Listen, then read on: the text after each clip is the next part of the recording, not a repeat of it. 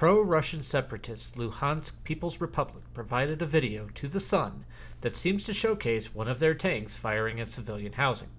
More than likely, this is trying to show the tankers firing at Ukrainian defenders inside these buildings and trying to show the power of the separatists. The video first starts off with a T-64 tank decked out with some camo netting on the barrel and lots of ERA, or explosive reactive armor, all over the tank. You can even see that many of the tiles are loose or barely hanging on the tank. The big Z emblems showing proudly as it crawls over the tough terrain. In the very next scene, however, we see a tank firing, which the video creator was probably trying to convey that this is the same tank. But wait! Where is the camo on the barrel? Where did that red paint come from on the bore evacuator? And what about the different shape of the ERA tiles on the turret? Then it does a hard cut to another scene of a tank firing into some houses through a tree line.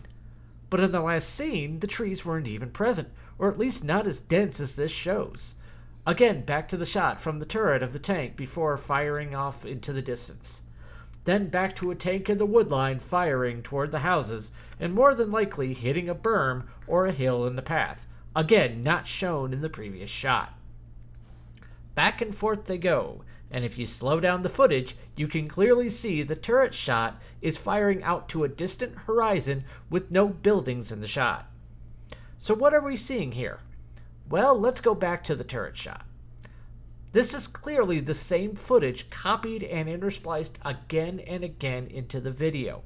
For starters, the smoke moves and flows exactly the same each time.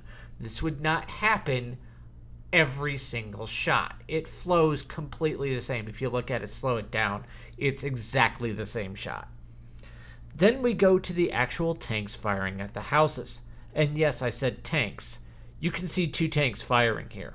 I don't know what the Luhansk People's Republic was trying to convey, but they clearly need to fire their video editor.